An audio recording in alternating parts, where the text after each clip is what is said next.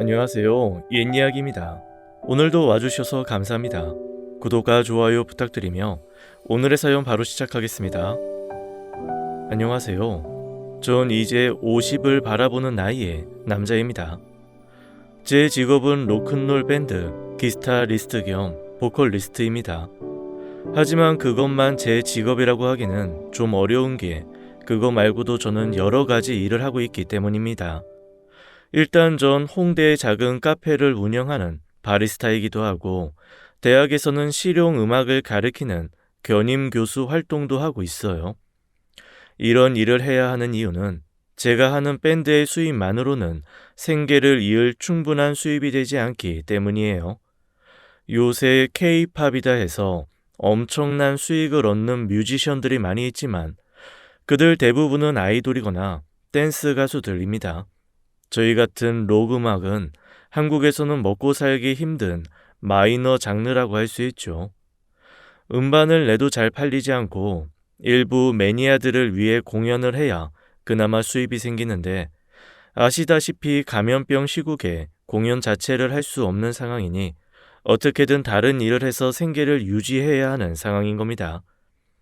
그나마 전 카페를 운영하고 학교에 출강도 하고 있으니 다른 친구들에 비해서는 훨씬 여유로운 삶을 살고 있는 편이에요. 물론 제 또래 평범한 직장인들과 비교하면 많이 한심한 처지이기는 하지만요. 당연히 부모님 마음에는 성이 차는 아들이 아니지요. 더군다나 제가 남들보다 공부를 못해 대학을 못 갔거나 하는 아이도 아니었으니 더더욱 마음에 안 드셨을 겁니다. 중고등학교 시절 전 늘상 상위권 성적을 유지했어요. 주변에서는 아버지를 닮아 머리가 좋아 그렇다는 말도 많이 들었습니다. 저희 아버지는 경기고와 서울대 상대를 졸업한 전형적인 엘리트 코스를 밟은 관료 출신이니까요. 아버지만큼은 아니지만 적당히 공부를 잘했던 저 역시 아버지처럼 서울대에 들어가기 위해 열심히 공부했어요. 하지만 학력고사 성적이 기대만큼 나오지 않았습니다. 담임 선생님과 상담 끝에 전 반수를 하기로 결심했지요. 반수란 일단 성적에 맞춰 대학에 붙은 후 한 학기를 다니다 휴학을 하고 다시 학력고사를 보는 방법을 뜻하는 말입니다. 그래서 일단 전 한 대학교 경영학과에 지원을 하고 합격을 했어요. 하지만 전 곧 반수를 포기하게 됐죠. 일단 그 학교도 나쁜 학교가 아니었고 다시 대입시험 공부를 반복하기 쉽지 않다는 이유도 있지만 그것보다는 학교에서 가입한 동아리 때문이었어요. 제가 가입한 동아리는 바로 그 학교를 대표하는 로큰롤 밴드부였습니다. 지금도 그런지는 모르겠지만 제가 대학을 다닐 때는 대학교 신입생들이 들어오면 학교 진입로의 각 동아리들이 신입 부원을 모으기 위해 홍보 활동을 했습니다. 그때 제 눈을 사로잡은 것이 바로 밴드부였어요. 책상을 깔고 클럽에 활동하는 사진들을 보여주는 다른 동아리들과는 달리 밴드부는 직접 라이브 연주를 하는 모습을 보여줬는데 정말 기가 막히게 멋있더군요. 더군다나 그 밴드는 이미 대학 가요제와 강변 가요제 같은 곳에 몇 차례 입상한 경력도 있는 밴드부였으니 어릴 때부터 대학교에 가면 대학 가요제에 나가보겠다는 꿈을 키운 저에게는 꿈 같은 동아리였죠. 대중음악은 모르지만 학원에서 배운 피아노 실력 덕에 밴드부 오디션에 합격해 기뻐하던 제 지난 모습이 지금도 눈에 선합니다. 그때까지는 음악이 그저 대학교 때 취미 활동에 그칠 줄 알았지만 음악에 대한 저의 열정은 결국 절 뮤지션의 길로 끌어들였죠. 그 모습에 가장 실망한 건 바로 아버지셨어요. 아버지는 제가 밴드부에 들어갔을 때부터 마음에 안 들어 하셨죠. 그냥 취미생활이라고 신경 쓰지 말라고 말씀드렸지만 돈 들여 공부시켜 놓으니 딴 딸 하나 데려한다며 혀를 끌끌 차셨습니다. 결국 제가 대학을 졸업하고도 밴드 활동을 한다고 하니 폭발하시고 마셨죠. 돈 쳐들여 대학교까지 보내놨더니 딴 따라를 한다고? 그런 놈 필요 없으니까 당장 내 집에서 나가라. 결국 전 그날로 부모님 집을 나와야 했고 아버지에게는 실패한 아들로 낙인 찍히고 말았습니다. 나이가 먹고 이제 그나마 밥벌이를 하고 살게 되어 어느 정도는 서로 얼굴을 보고 살게 됐지만 여전히 아버지는 제 선택에 대해 아쉬운 마음을 품고 계신 것 같습니다.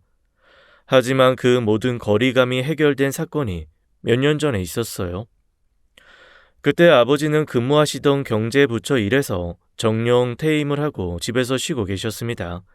하필 그때 어머님이 미국에 있는 제 동생네로 몇 달간 여행을 가 계시는 바람에 밥 등을 챙겨드릴 사람이 없어 제가 아버지 집에 들어가게 되었죠.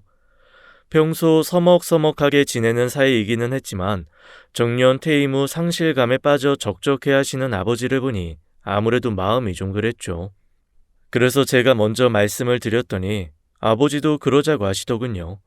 이 기회에 아버지랑 다시 친하게 지낼 생각으로 같이 식사를 할 때면 맥주도 한 캔 하고 아버지 덕분에 팬이 된 프로야구도 같이 관람을 하기도 하면서 지냈었죠.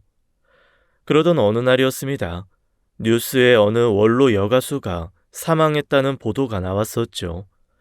저는 들어본 적 없던 그 여가수는 70대 나이에 암으로 세상을 떠났다고 하더군요.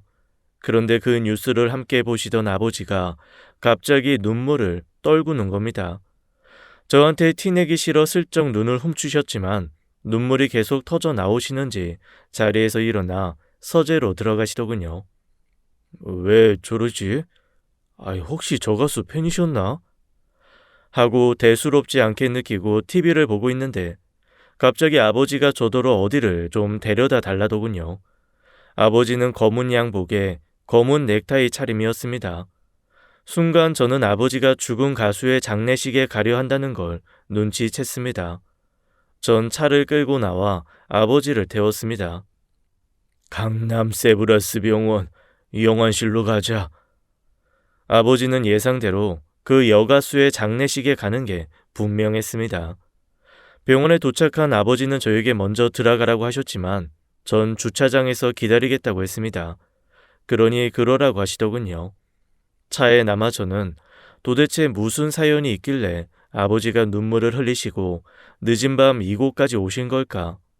그러면서 전 돌아가신 분의 이름을 검색해 봤습니다.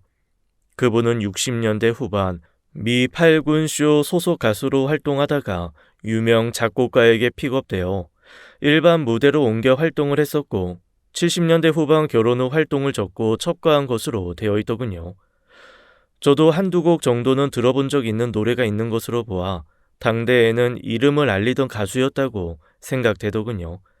그분의 고향이나 학교 등으로 보아 아버지와의 접점은 보이지 않았습니다. 혹시 아버지의 연인? 그런데 그러기에는 이분이 쇼단에서 활동을 20살 때부터 했다고 하는데 쇼단 출신의 지금은 없어진 72년 TBC 동양방송국에서 화려한 전속 가수 생활을 하시던 고인이 경제기획단 말단 공무원이었던 저희 아버지와 연애를 할 가능성도 거의 없는 거 아니겠습니까? 그러면 혹시 경제부처 공무원으로 높은 자리에 계실 때 만나 불륜 관계라도 벌인 거 아닐까 하는 말도 안 되는 상상을 하는 중간에 아버지가 차로 오시더군요. 생각보다 꽤 긴 시간을 그곳에 머무르셨고 눈물도 많이 흘린 듯 눈빛도 퀭해 보이셨습니다. 전 아버지 슬픔이 잦아질 수 있도록 아무 말도 없이 조용히 집으로 돌아왔어요. 집으로 돌아오자 아버지가 말하시더군요. 한잔 할래? 그러시죠. 전 간단히 야외 테이블에 술상을 준비했습니다. 아버지 집은 일산 쪽에 있는 전원주택이었어요. 30년 가까운 공무원 생활 끝에 마련한 집이었고 아버지는 이곳에서 편안한 노후를 보내고 계셨죠. 마당에는 잔디밭과 아버지가 직접 심으신 과일 나무들이 있었고요. 약주를 좋아하시는 아버지가 야외에서 술을 마시며 바베큐 파티를 즐길 수 있게 마련한 야외 테이블에는 제가 만든 간단한 안주와 술들이 올렸습니다. 아버지가 한마디 하더군요. 한 잔 말아봐라. 그 말에 전 조용히 소주와 맥주를 섞어 폭탄주를 제조해 드렸습니다. 은퇴 즈음부터는 건강을 생각해 가볍게 와인이나 맥주만 마시던 분이 폭탄주를 드시겠다는 건 오늘은 좀 취하겠다는 뜻이겠죠. 아버지는 제가 드린 폭탄주를 한숨에 들이키시더군요. 저도 아버지를 따라 한 잔을 마셨고요. 너 담배 있냐? 아버지는 담배도 오래전에 끊으셨었습니다. 평소 같으면 피우시지 말라고 말리고 싶었지만 그날은 그럴 수가 없을 것 같더군요. 그래서 조용히 담배도 드렸죠. 양담배구나. 옛날에는 이걸 피우면 잡혀갔었는데 그래도 인기가 많았지. 미군 부대에서 이걸 가져다 팔면 솔솔하게 용돈을 벌 수가 있었으니까. 미군 부대. 아버지가 미군 부대에서 일을 했다는 뜻이라면 그 여자와 만날 접점이 생기는 겁니다. 하지만 아버지가 카투사 출신이라는 말은 들어본 적도 없고 경제부처 공무원이 미군 부대에 파견 나갈 일도 없으니 도대체 미군 부대에 왜 들어갔다는 걸까요? 거기다 양담배를 팔다니요. 평소 법이라는 건 무조건 지켜야 하는 주의라 교통신호 하나 위반하지 않은 분이 불법인 양담배를 팔았다는 건 또 무슨 소리인가요? 제 궁금증을 안다는 듯 드디어 아버지가 입을 대시더군요. 내가 대학에 갔을 때는 이 툭하면 휴교령이었다. 독재 정권의 항이 아니라 이 학생들은 계속 데모를 했고 대학교는 학생보다 더 많은 경찰들이 우리 지켜보고 있었지. 그 해봄에도 학교에는 휴교령이 내려졌었어. 그렇게 아버지는 자신의 과거 이야기를 시작하셨습니다. 휴교령이 내린 날 아버지는 고민을 했답니다. 고향으로 내려가야 할지 아니면 서울에 남아있을지. 당시 아버지는 사법고시를 준비하기 시작했고 그러기 위해서는 서울에 남아있는 게 나았다더군요. 그런데 문제가 생겼습니다. 넉넉지 않은 집안 형편상 학비와 책값을 벌어서 다녀야 했는데 그 유일한 밥줄인 가외가 중단되게 되었던 거죠. 다음 학기 등록금과 하숙비조차 마련할 방법이 막막하게 되어 고민하던 중에 전봇대에 붙어있던 전단지 광고를 보게 되었답니다. 바로 대동흥행유황회사라는 곳에서 영어 통역이 가능한 사람을 뽑는다는 거였죠. 어린 시절부터 영어 공부하기를 좋아하고 미국인 선교사에게 영어를 배워 영어 회화가 가능했던 아버지에게는 정말 딱인 아르바이트였기에 그 회사로 갔다더군요. 그런데 그 회사가 바로 미 8군 부대에서 쇼단을 공급하는 회사였던 겁니다. 미군이 해외로 파견되기 시작한 건 2차 세계대전 때부터입니다. 그리고 2차 세계대전이 끝나고 소련을 중심으로 한 공산 세력과 미군을 중심으로 한 민주주의 세력이 대치하는 냉전의 시대가 오자 미군은 자군의 안정과 민주주의 수호라는 명목으로 독일, 일본, 한국, 필리핀 등 여러 나라의 미군을 파견하게 되었죠. 그리고 그들의 사기를 진작하기 위해 미군은 국가적으로 대규모의 위문단을 조작해 공연과 쇼를 보여주며 그들을 위로해 주었습니다. 마릴린 먼로가 한국에 온 것도 바로 미군들을 위로하기 위한 위문단 멤버였던 것이었죠. 하지만 항상 위문단을 파견할 수는 없는 노릇이었어요. 그래서 그들은 현지인들로 쇼단을 구성해 군인들을 위로하기 시작했죠. 그게 바로 8군 쇼의 시작이었습니다. 8군 쇼 가수가 되기 위해서는 오디션을 통과해야 했지요.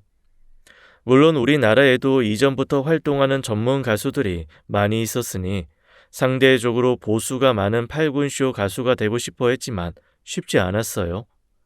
바로 영어 능력이 없기 때문이었습니다. 8군 쇼는 미군들을 위한 공연이었고 당연히 영어로 된 노래를 할 수 있어야 했습니다. 평생 트로트 기반의 우리나라 노래들만 하던 기성 가수들로서는 그 벽을 극복할 수 없었죠. 그래서 그들은 팝송에 익숙하고 기초적인 영어 회화가 가능한 대학생들에게 기회를 주기 시작했었답니다. 새로운 음악 세대의 탄생이죠. 서울대 음대 출신의 조영남, 고대 출신의 김상희, 연대 의대를 다닌 윤영주 같은 가수들이 바로 그들입니다.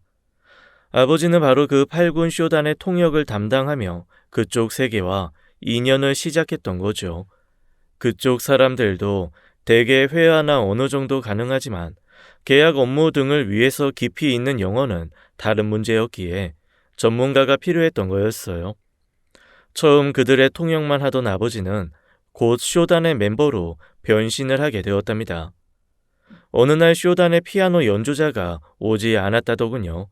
그날 노래를 부를 사람은 고인이 대신 바로 그 여자 가수였고요. 부를 노래가 스탠다드 팝 계열의 노래였기 때문에 피아노 반주가 꼭 필요했는데 갑자기 피아노 연주자를 구할 길이 없어 난리가 났었답니다. 그래서 어쩔 수 없이 아버지가 나섰던 거죠. 아버지는 시골 교회 선교사로부터 영어뿐만 아니라 피아노도 배워서 수준급으로 피아노 연주가 가능했다고 합니다. 처음 듣는 이야기였어요. 피아노를 치실 줄 아신다고요? 그래, 교회 찬송 반주를 했었으니까 가스펠송들도 연주해야 했으니 코드에도 익숙했고. 코드라는 건 기타나 피아노로 반주를 하기 위해 기본적으로 알아야 하는 겁니다. 하지만 클래식 피아노만을 배웠다면 화성학이나 코드에 대해서는 알 수가 없죠. 반면 아버지는 교회에서 노래나 가스펠 반주를 전문으로 한 덕분에 그 가수의 반주를 어렵지 않게 할 수 있었던 겁니다. 더 웃긴 건 아버지가 고등학교 시절 밴드부에 있었다는 겁니다. 밴드부를 하셨다고요? 하고 싶어 들어간 건 아니다. 이 피아노를 나만큼 치는 학생이 없었어. 우리 학교에. 그래서 선배들이 날 스카우트했던 거지. 그리고 거기서 이 트럼펫과 색소폰 부는 법도 배웠고. 트럼펫과 색소폰도 다룰 줄 안다는 거예요? 잘하지는 않아. 그럼 혹시 기타는요? 조금 치지. 제가 음악을 하게 된 건 다 아버지에게 물려받은 끼 때문이었던 겁니다. 그렇게 제 피에 끼를 넣어서 물려주시고는 제가 밴드하는 걸 그렇게 싫어하시다니요. 그 원통함을 바로 들이받고 싶었지만 일단은 아버지 이야기를 더 들어보기로 했습니다. 그날 갑작스러운 반주 사건 이후 아버지는 통역 일과 피아노와 키보드 등 건반 주자 일 2가지 일을 하게 되었답니다. 그리고 아버지가 들어간 이후 아버지가 속한 8군 쇼단의 등급은 SA를 받았다고 하더군요. 스페셜 A. 당시 8군 쇼에서 받을 수 있는 최고 레벨의 등급이며 이 등급에 속한 쇼단의 단원들이라면 당시 교사 월급의 8배 정도의 급여를 받았답니다. 당시 소득 수준으로 볼 때 굉장한 액수였기에 아버지는 그 유혹을 거부할 수 없었고 결국 대학까지 휴학한 채 전국 미 8군 순회 공연을 하며 쇼단 생활을 본격적으로 하기 시작했답니다. 당연히 사법고시도 포기했고요. 그렇게 전국에 있던 미군 부대를 다니며 쇼단의 주축 멤버가 되었고 쇼단의 주축 가수인 그 여자 가수분에게 사랑하는 감정을 품게 되었다더군요.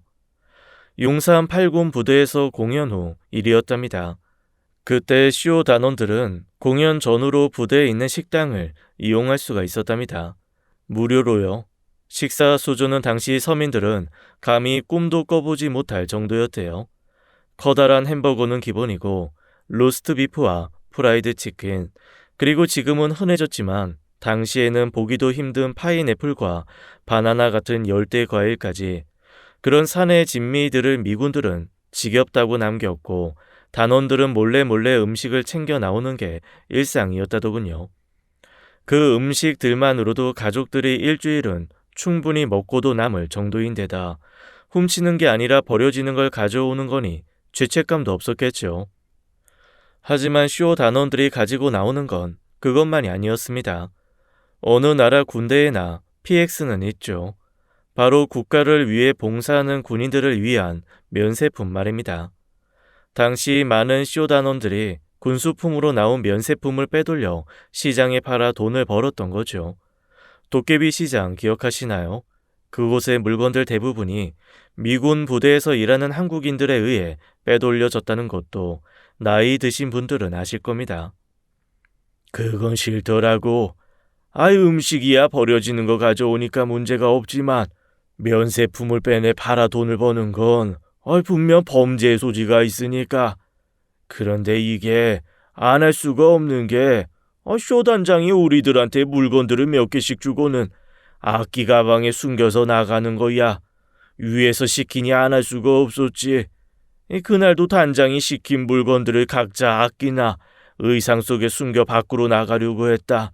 그런데 그날따라 미군 헌병 애들이 우리들이 탄 트럭을 집중 검문하는 거야. 그들에게 물건 빼돌리는 걸 걸리게 되면 벌금을 물거나 심한 경우 미군 부대 출입이 금지가 될 수도 있었다더군요. 의상에 양담배 한 보루를 숨기고 있던 그녀가 불안에 떠는 걸 본 아버지는 그녀 의상 속 담배를 빼 헌병에게 자수를 했답니다. 자기가 피우고 싶어서 담배를 샀다는 말에 다행히 헌병은 별 말 없이 넘어갔고 그걸 계기로 아버지와 그 가수는 가까워졌다더군요. 서로 사귀는 사이까지는 아닌 요새 말로 하면 썸을 타는 사이 정도로요. 하지만 이 썸 관계는 오래가지 못했죠. 바로 아버지의 고등학교 동창 스튜어트 리 때문이었습니다. 아버지가 쇼단에 들어간 지 1년쯤 되었을 때 TBC 동양 방송이 개국 준비를 시작했습니다. 그곳에서는 음악 프로그램을 같이 할 전속 가수를 뽑기 시작했죠. 그리고 그 가수 상당수가 8군쇼 출신들에 의해 충원되었어요. 당시 대중음악의 대세는 전통적인 트로트였습니다. 우리 민족의 은율과 닮아 있었고 한이 들어있는 그런 노래. 하지만 젊은 층들은 트로트에 대한 거부감이 있었죠. 새롭고 다른 미국의 노래, 스탠다드 팝이나 재즈, 그리고 로큰롤 이런 노래를 할 줄 알아야 했던 겁니다. 아버지는 그 가수의 노래 실력이 8군쇼뿐 아니라 일반 대중에게도 충분히 먹힐 것이라고 생각했답니다. 다만 한 가지 문제가 있었죠. 매번 그 여자분 본인의 노래나 음반이 없다는 거였죠. 여자분을 위해 노래를 만들려면 작곡가가 필요했습니다. 아버지도 작곡을 하지 못하는 건 아니었지만 사랑하는 그 여가수에게 정말 좋은 곡을 주고 싶었다더군요. 그때 아버지의 머리를 스치는 한 친구가 있었답니다. 바로 고등학교 동창이며 다른 쇼단의 기타리스트로 활동하는 친구 명수였어요. 친구분은 고등학교 밴드부에 있을 때부터 탁월한 분이셨다고 합니다. 처음에 들어올 때는 기타 정도를 빼고는 제대로 다루는 악기가 없었지만 곧 색소폰, 트럼펫 등 관악기의 피아노까지 못 다루는 악기가 없게 되었고 절대 음감을 소유해 악단장으로 활동을 하면서 작곡까지 해내는 음악 천재였다는 겁니다. 명수 그놈이 천재였어. 그에 비하면 난 그냥 아마추어에 불과했지. 그녀에게 좋은 곡을 써줄 작곡가로 그를 염두에 뒀던 아버지는 여가수와 친구를 만나게 해주었답니다. 하지만 보통 천재들이 다 그렇듯 반항기와 똘끼도 심한 사람이었다네요. 학교 밴드부의 기우를 참지 못해 선배를 패고 퇴학까지 당했다더군요. 하지만 그는 실력이 있었고 다른 8군 쇼단의 악단장으로 활약하고 있었던 거였죠. 아버지는 그녀에게 음반을 만들어줄 작곡가로 그만한 사람이 없을 거라고 생각했던 거죠. 오랜만에 만났지만 세 사람은 죽이 잘 맞았답니다. 모두 미국의 새로운 음악에 관심이 많고 재능도 많았으니까요. 하지만 전 의문이 들더군요. 그 가수분과 친구분처럼 평생 음악을 하며 살 결심을 저희 아버지도 했었는지요. 솔직히 말하면 난 잘 모르겠었다.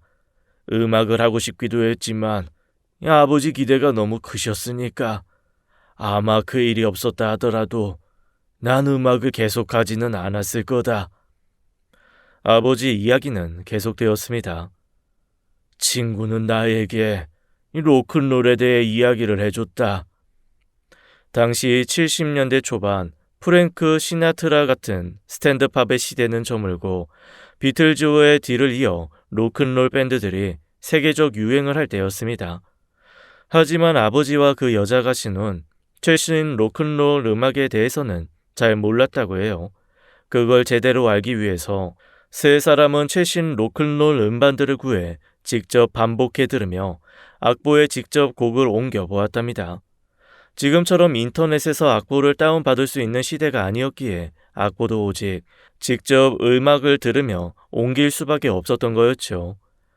연습할 노래가 든 판을 사서 전축 바늘에 걸고 손가락으로 돌리며 소리를 듣기를 반복하며 악기별로 음을 따 악보를 만들고 나면 계속 돌려 들은 음반이 망가질 정도였다네요.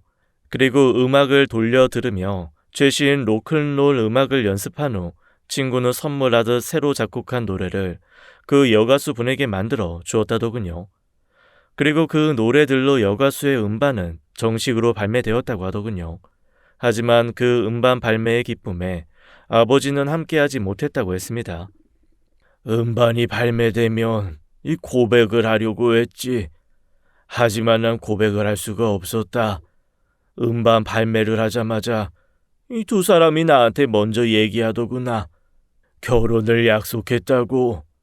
나한테 그러더군. 평생의 반려자를 소개시켜줘서 고맙다고. 아버지는 그저 두 사람의 앞날을 축복할 수밖에 없었답니다. 왜 그분을 소개시켜주셨어요? 딱 봐도 위험한 남자인데. 그리고 아버지도 그 정도면 충분히 작곡 정도는 하셨을 것 같은데. 아니, 난 그 친구를 절대 못 따라가. 나도 물론 곡을 썼었다. 그 음반에 하나 끼워 놓으려고. 그런데 말 못했어.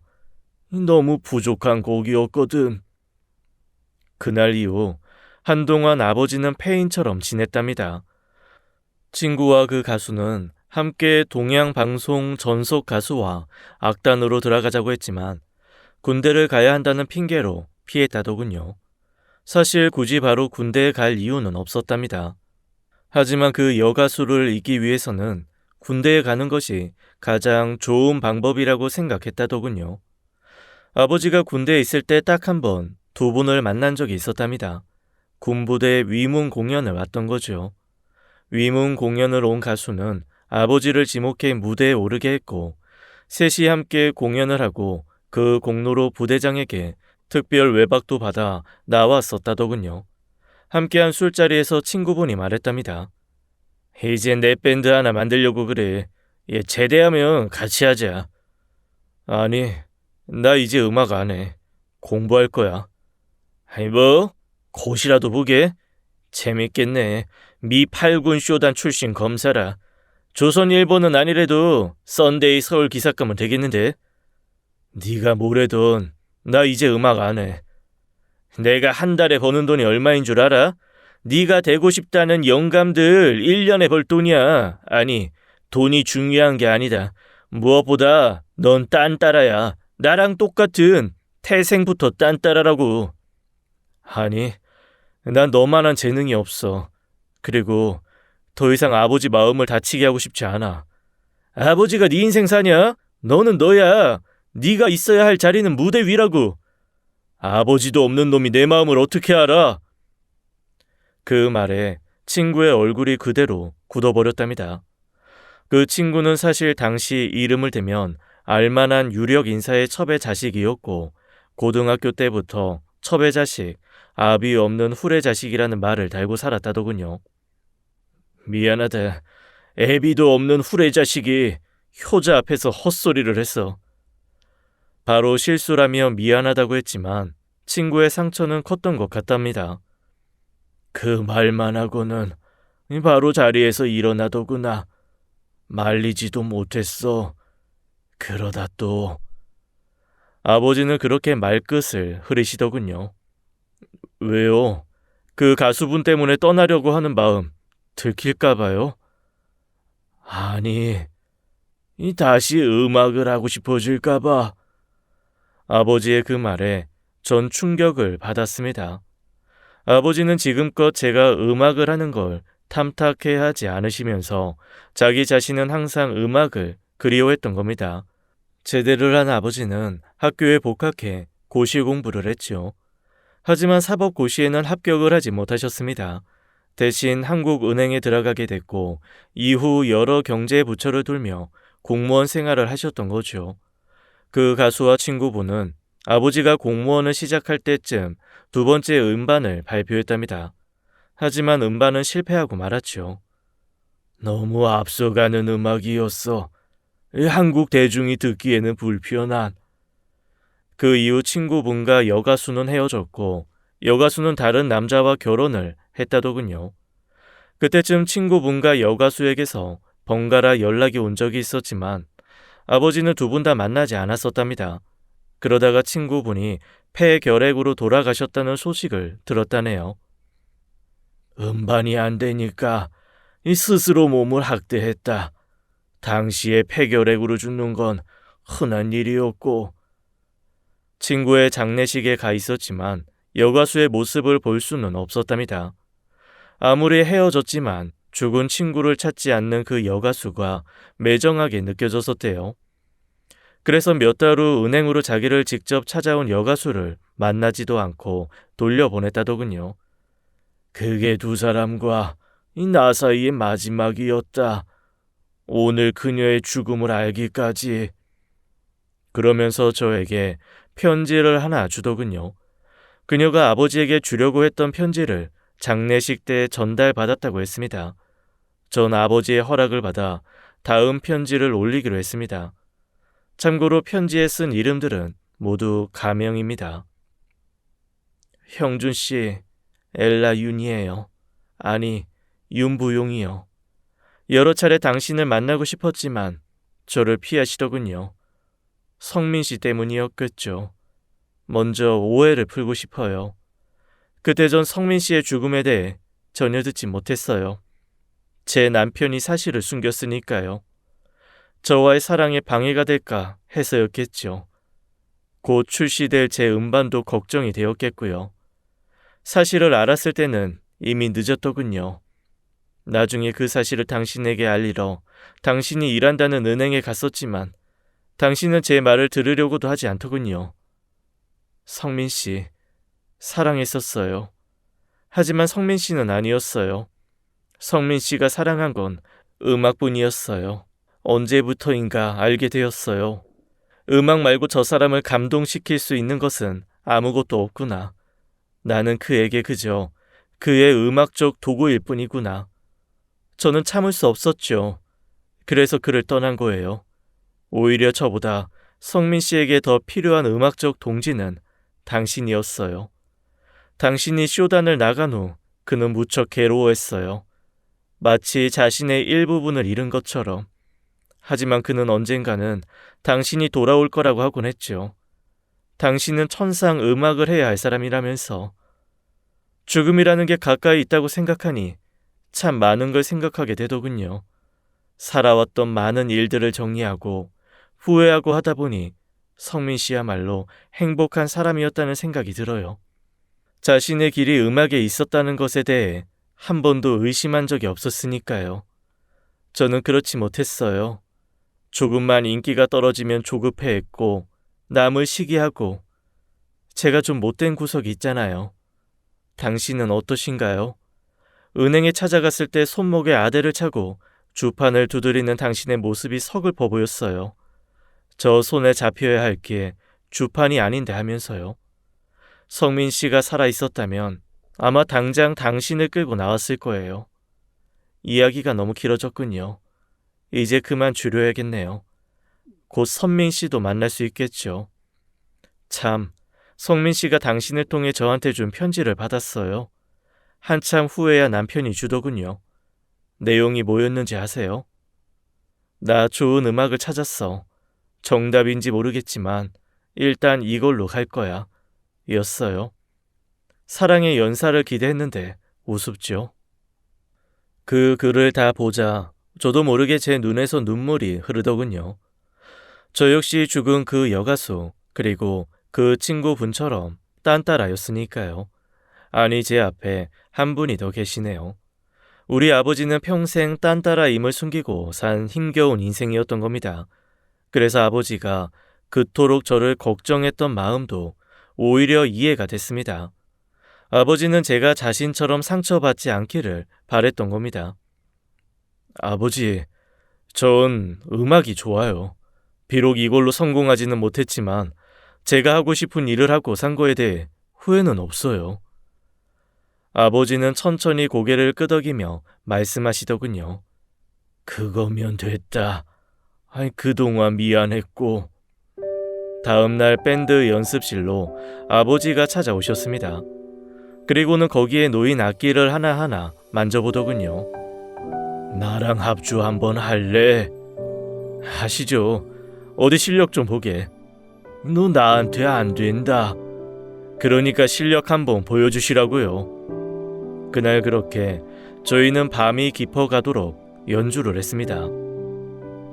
지금까지 옛 이야기였습니다. 끝까지 함께 해주신 여러분 감사드리며 저희는 다음 사연으로 돌아올게요. 감사합니다.